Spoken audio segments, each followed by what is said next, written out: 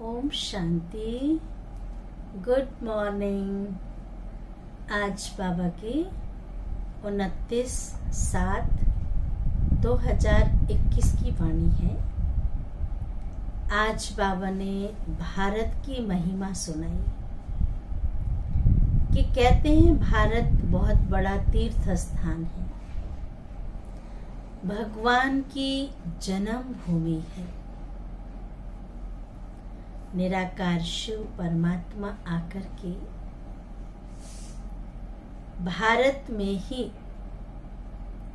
प्रजापिता ब्रह्मा के तन में आकर के राजयोग सिखाते हैं, अर्थात शिक्षाएं देते हैं, राजाई देते हैं, सेवा करते हैं। तो बाबा ने कहा कि जब परमात्मा हमारी सेवा में आए हैं तो परमात्मा से एक प्रतिज्ञा करो। प्रतिज्ञा क्या है? प्रतिज्ञा तो ऐसी चीज है, कहते हैं प्राण जाए पर वचन न जाए। परमात्मा से हमने प्रतिज्ञा कर लिया कि आज से हम बाबा आपके हैं,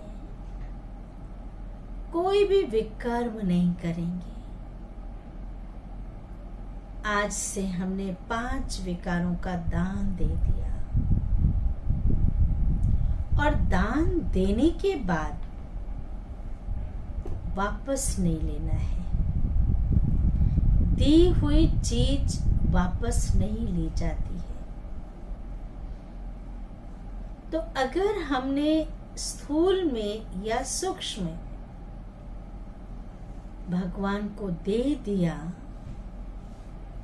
कि कोई भी विकार हमने जो आपको दे दी, तन हमने आपकी सेवा में लगाया, मन आपकी सेवा में, धन संपत्ति आपकी सेवा में लगाया, हम उसे वापस नहीं लेंगे। बहुत अगर लेंगे तो बहुत पाप के भागी बन जाएंगे। फिर धर्मराज की सजाएं भी कोई कम नहीं होंगी। दान वो जो हरिश्चंद्र राजा ने भी स्वप्न में दान किया था, और क्या क्या करना पड़ा आप सबको पता है। हरिश्चंद्र राजा, उनके नाम से बनारस में घाट बना हुआ है जहां वो लाशें जलाते थे, शमशान में रहते थे। पत्नी कहीं, बच्चा मरने के बाद भी जो दान कर दिया, कहते हैं ना कि दान की हुई चीज और वापस ले लेते हैं तो डबल पाप के भागी बनते हैं। किसको दिया है, किसको अर्पण किया है, सोच समझ कर करना चाहिए।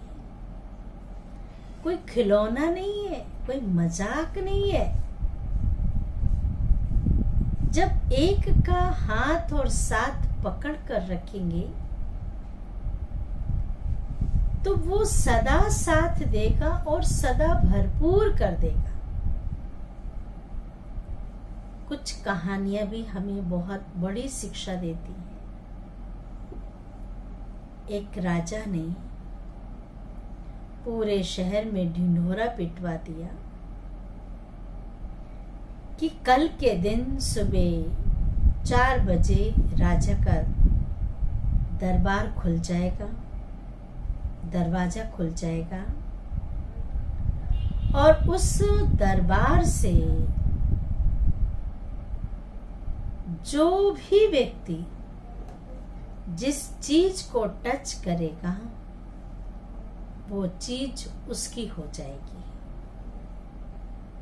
प्रजा बड़ी खुश, राजा ने ऑफर दिया है। दूसरे दिन सब पहुंच गए, टाइम से पहले पहुंच गए। किसी ने सोफे को हाथ लगाया, किसी ने तिजोरी को हाथ लगाया, किसी ने कुछ, हर एक जो व्यक्ति जिसको जिसको चाहिए था उस चीज को हाथ लगाया। राजा स्टेज पर बैठ करके सब कुछ देख रहे थे। इतने में एक छोटी सी बच्ची आई और धीरे धीरे चलते चलते आकर के वो राजा के पास पहुंची और उसने राजा को छू दिया। तो शर्त ये थी कि जिस चीज को छुएंगे वो चीज उसकी हो जाएगी। उस बच्ची ने राजा को टच किया तो राजा बच्ची का, तो राजा के साथ साथ सारा सामान किसका? उस बच्ची का। तो वो बच्ची अमीर हो गई। कहने का भाव, हम इन दुनिया की सब चीजें, जो भौतिक चीजें हैं, जो विनाशी चीजें हैं, जो आज है कल खत्म हो जाएगी, हम उस चीजों के पीछे भाग रहे हैं। ये मेरा, ये मेरा, ये मेरा, जबकि पता है ये कुछ भी नहीं रहेगा, सब खत्म हो जाएगा। जो देने वाला दाता है, भगवान है, उस चीज को पकड़ लो, उस चीज को टच करो। भगवान कोई चीज नहीं है, भगवान एक शक्ति है जो सर्वशक्तिवान है, ऑलमाइटी अथॉरिटी है। उस ऑलमाइटी अथॉरिटी के साथ रहो। टच करना अर्थात उसके कनेक्शन में रहना, उससे बातचीत करना, हर कर्म में उसको साथ रखना, वो हमारा साथी है।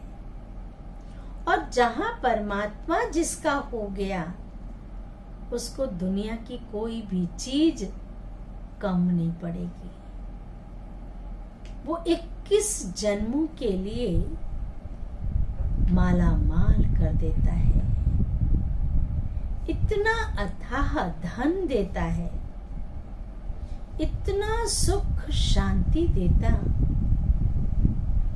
जो आधा कल्प अर्थात 2500 वर्ष 21 जन्म सदा मौज के जीवन में जिएंगे। तो क्यों ना उसका हाथ पकड़ ले, कर दो 5 विकारों का दान। तन आपका नहीं, तन मेरा नहीं, मन भी मेरा नहीं। भगवान ने कहा, मन को मन मना भव, मन को मेरे में लगा दो। दुनिया की जो भी धन दौलत है, इतनी संपत्तियां हैं, क्या साथ लेके जाएंगे? नहीं।